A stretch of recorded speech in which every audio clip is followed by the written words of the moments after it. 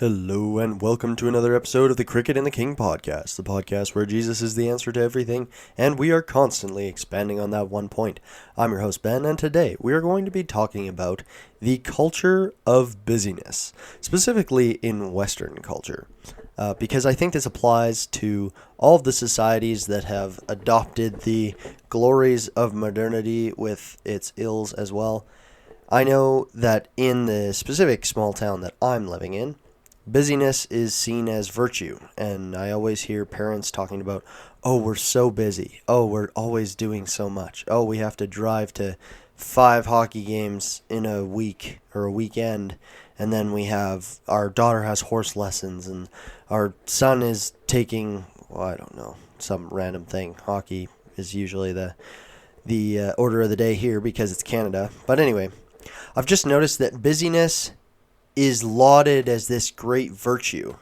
But something that I've seen in our culture specifically is that busyness as a virtue does not lead to meaningful connection, community, and it also doesn't necessarily mean you are productive. Just because you're busy doesn't mean you're accomplishing anything.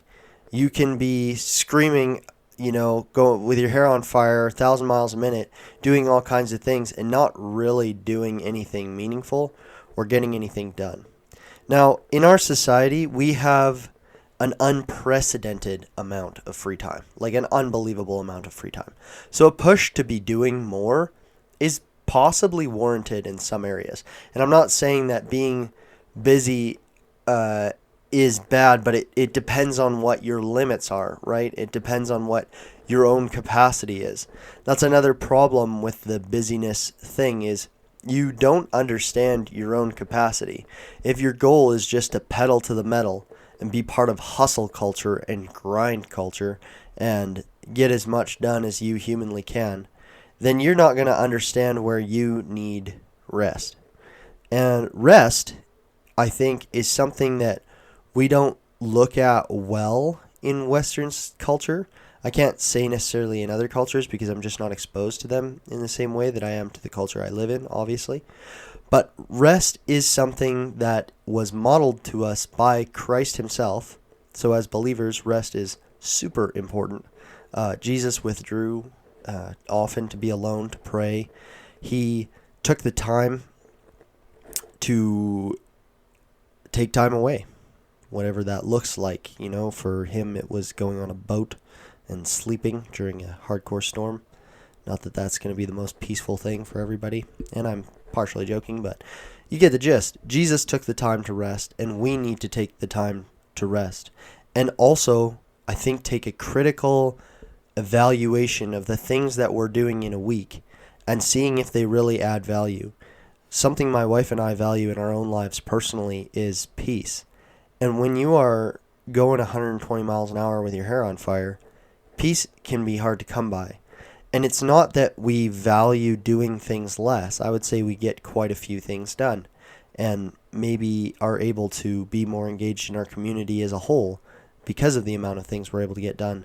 But we prioritize our relationships with one another, our relationships with our children, and I would say rest. Healthy rest within the context of having done lots of things. That's something we value. That's something we try to maintain, an idea we protect, a value we protect, and that we prioritize is to have good, meaningful rest, to take time away when we need it, to take time alone, personal time.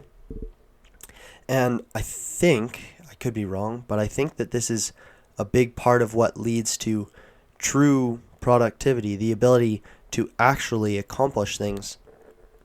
Because when you're rested and you're not having to make snap decisions and put out fires every 2 seconds, you're actually able to clearly see where you want to go and where you're going currently, and then adjust course based on the things that you're looking at in your own personal life.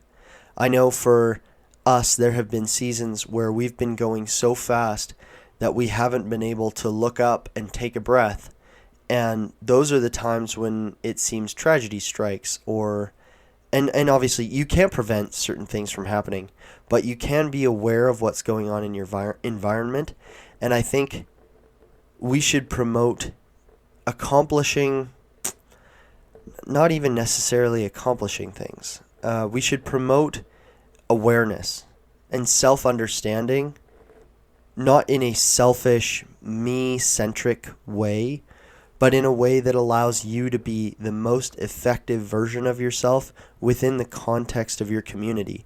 And whether that community is your own family, it's a church community, it is a group of friends that run a bowling club, whatever it is, you're going to find that if you take the time to pump the brakes, prioritize things that really matter, and give yourself more space, and be able to say no. I think one of the things about our culture is there is a bit of obligation that comes with the doing things mindset. And that obligation can actually turn into resentment. Even amongst friends, I've seen people become resentful that they have to go to a hangout or that they have to do something. And they don't actually have to. They could say no. They choose to not say no and to resentfully, bitterly go there and then make everyone's time worse. But you have the power to say no to certain things and understand what you're going to value and what you're going to prioritize. And that does mean saying no to some things. If you are a productive person and you have time and energy and you're going in a direction that is positive, people are going to see that and opportunities will come to you.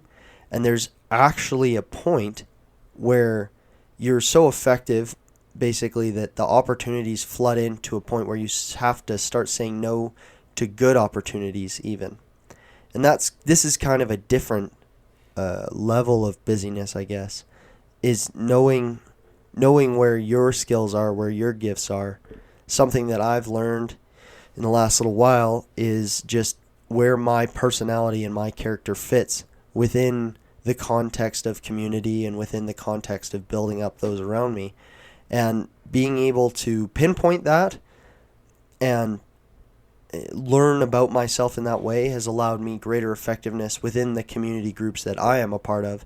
And I know that prioritizing rest in the form of zoning out and staring at a wall, not necessarily that, but or being intentionally restful. You finish all your chores, your house is clean, everything's taken care of, and then you play some video games or you read a book. Maybe that's not restful to you. I don't really read fiction, so if I'm reading a book, usually it's not restful because I'm taking in information. But whatever rest looks like to you, that allows you to have some time for self-reflection as well and understand where you are, where you're going.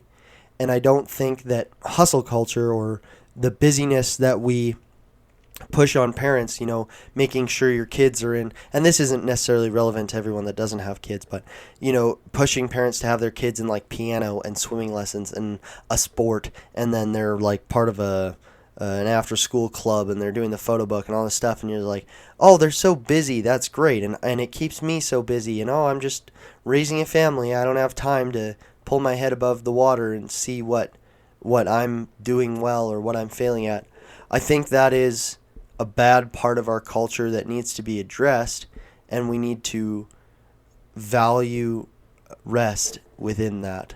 And again, this is a message that's kind of geared towards people that are already doing a lot, not necessarily people that aren't doing anything and are avoidant of work and are avoidant of accomplishing things or shoveling snow or what, I don't know. Some people avoid basic work, and that's not good. Working hard is important and it's valuable. And again, the Lord demonstrated working hard. He would be ministering to people, without eating, no time, no breaks for hours. Like, he was working hard even in his ministry context, and he was a carpenter also, so I don't know what the context of his ministry was like as a carpenter, but I imagine he had to work pretty hard because there was no Milwaukee power tools back then, or Makita, or Ryobi, or DeWalt, whatever brand you prefer. I don't have a favorite. Anyway, that's just to say that the Lord, he demonstrated in his life as a human being on earth, working hard in both the ministry and the physical trade, body context. And so I think that's important.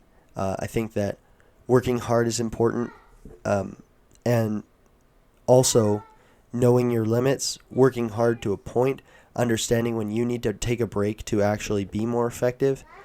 That's going to come with relationship to the Holy Spirit, and that's going to come with understanding of yourself through taking time away, through self-reflection, and through not running around with your hair on fire, just letting life happen to you.